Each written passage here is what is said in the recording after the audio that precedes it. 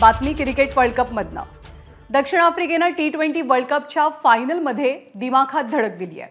अफगाणिस्तानचा 56 धावांमध्ये फडशा पाडल्यानंतर प्रत्युत्तरामध्ये बलाढ्य दक्षिण आफ्रिकेनं केवळ 8.3 ओव्हर्समध्ये एकच विकेट गमावत 57 धावा केल्या।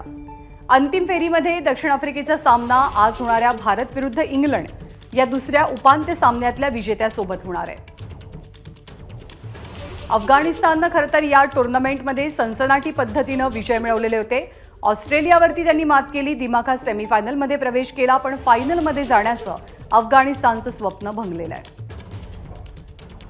विजय साळवी आपल्या सोबत आहेत। विजय सर, गुड मॉर्निंग। पहिले फायनलिस्ट मिळालेत या T20च्या वर्ल्ड कपमध्ये, कसा रंगला हा सामना?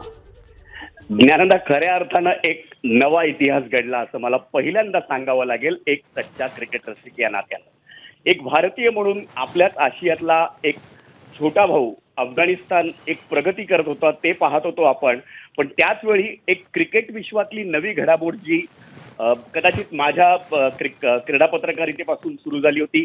दक्षिण आफ्रिकेचं आंतरराष्ट्रीय क्रिकेटमध्ये पुनरागमन झालं, पण गेल्या साधारण 30-33 वर्षामध्ये दक्षिण आफ्रिकेला विश्वचषकाची कुठल्याही विश्वचषकाची फायनल गाठता आली नव्हती। एडन मार्क्रमच्या नेतृत्वाखाली दक्षिण आफ्रिकेनं विश्वचषकाच्या इतिहासात पहिल्यांदा फायनल गाठली आहे।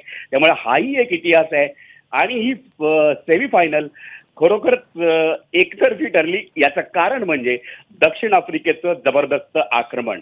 मार्को यान्सन, रबाडा, नोकिया यांचा तोफखाना आणि त्यांच्या तोफखान्यासमोर अफगाणिस्तानचा अख्खा डाव केवळ 56 धावात गुंडाळला गेला। 12 षटकं पण खेळू शकले नाहीत अफगाणिस्तान। त्यांचा अनुभव बऱ्यापैकी कमी पडला आणि त्यानंतर दक्षिण आफ्रिकेसाठी ते आव्हान गाठणं एकदमच सोपं होतं। केवळ एक विकेट गमावून त्यांनी ते आव्हान पार केलंय।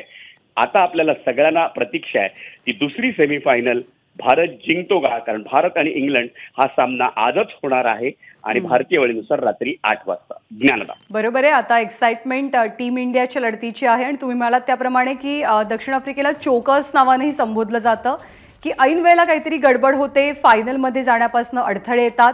पण अगदी थोडक्यात विजय, अफगाणिस्तानच्या संघाचंही कौतुक करावं लागेल। खूप प्रतिकूल परिस्थितीमध्ये आपला संघ पुढे नेत त्यांनी या वर्ल्ड कपमध्ये केलेली कामगिरी कौतुकास्पद ठरली आहे।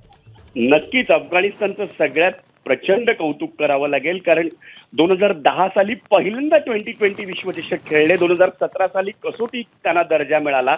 असा संघ जो अजूनही तसं म्हटलं तर बाल्यावस्थेत आहे। पण ज्ञानदा, या अफगाणिस्तानला भारतानं आणि इतरही देशाने दिलेला जो सपोर्ट आहे त्यामुळे त्यांच्याकडे असलेली यादवी जवळजवळ 40 वर्ष वेगवेगळ्या पद्धतीनं हा देश युद्धाला यादवीला सामोरा जातोय।